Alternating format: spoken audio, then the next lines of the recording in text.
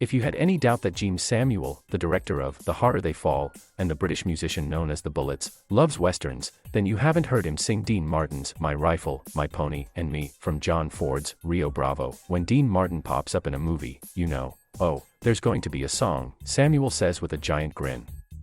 It doesn't matter if the movie is Silence of the Lambs, he will find a way. Samuel tilts his head upward and lightly croons, Coming Home, Sweetheart Darling / Just My Rifle, My Pony, and Me. The Harder They Fall, which is currently playing in theaters and debuts Wednesday on Netflix, is filled to its Stetson brim with affection for westerns. It has all the gunfights, train robberies, saloons, and showdowns you would expect. But Samuel's film also dusts off many of the traditional limitations of an old genre, reinventing it for today. The Harder They Fall is a spirited and kinetic black western that swaggers to its own hip-hop beat. Many people live under the assumption they don't like westerns, explained Samuel in a recent interview over Zoom from Los Angeles. I'm always telling people, yes, you do. You just don't like the way they're presented. You don't like the narrow depiction of everyone else outside of the white male. But if it was presented in a different way, I'm sure you would watch that. Samuel, who did the soundtrack himself, makes his feature film directing debut. It's the culmination of a long-held Western dream for an artist, whose recording moniker nods to the 1968 Steve McQueen film Bullits, who has long blended movies with music. I've always said I see music and I hear film, says Samuel. But as warmly as Samuel feels about the Western, some elements of the genre have always gnawed at him. For much of the Western's history, black people seldom made it on screen, and when they did, they were usually subservient background characters. That isn't just inequitable, it's inaccurate. Historians estimate that as many as 1 in 4 cowboys were black. Samuel notes there were decades of the Old West after slavery ended in 1865. The iconic character of the Lone Ranger, for instance, was based on Bass Reeves, the first black deputy U.S. Marshal west of the Mississippi River. For decades, in a genre that more than another served as a portrait of America, Hollywood whitewashed the frontier.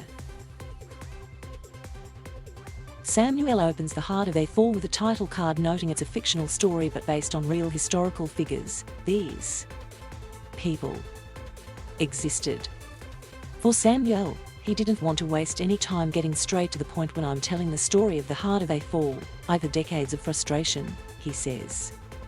We're not wasting any more time. No more hi-ho, silver.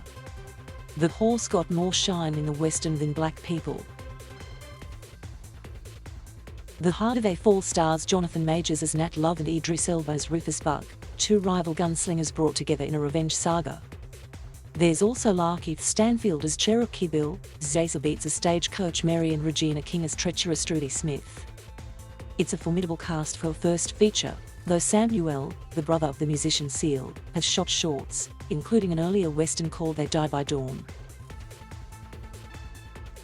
When Tendo Nagenda, vice president of original film at Netflix, first read the script, only Elba was attached, but all of the song references were overlaid throughout. Nagenda met Samuel shortly after while visiting another film set in London. It's hard to forget the first time you meet him. I felt like I had known him my whole life, says Nagenda of the charismatic Samuel. The aperture by which you got to experience westerns was pretty narrow. So what his script did was expand the aperture. It felt like a familiar canvas from a different perspective. It's not like an anti-movie in any way. It's a celebratory, very inclusive movie that feels current because of how it's told. Nagenda sees wider possibilities for The Harder They Fall, which the streamer showed its faith in by giving it a $90 million budget. Netflix has in recent years focused particularly on growing its own stable of franchises, and Samuel's crowded landscape of larger-than-life outlaws could be tapped for expansion. Our standard was, when it's said and done, you'd be excited to watch a movie just about any one character, to follow them into their own story, either prequel, sequel, same time, says Nagenda.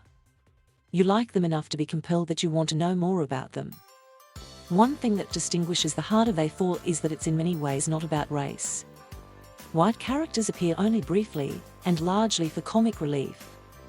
Samuel's Western world is proudly and almost entirely black, The characters simply exist, that makes it more akin to a blaxploitation western like 1972's The Legend of Black Charlie, with Fred Williamson. There's a rich if lesser-known tradition of black westerns, like Buck and the Preacher with Sidney Poitier. But much of the genre's iconography is white and male. Samuel is also proud of having women central and powerful figures in his film Will Love Unforgiven, with Clint Eastwood, Morgan Freeman, Gene Hackman, Richard Harris, Saul Rubinek.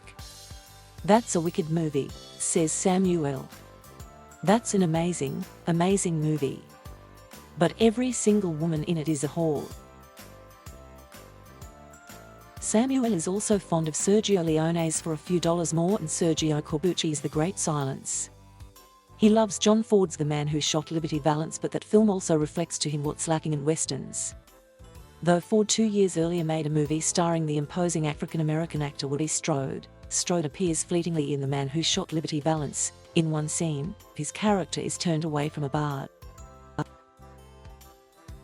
He couldn't even get a drink at the bar.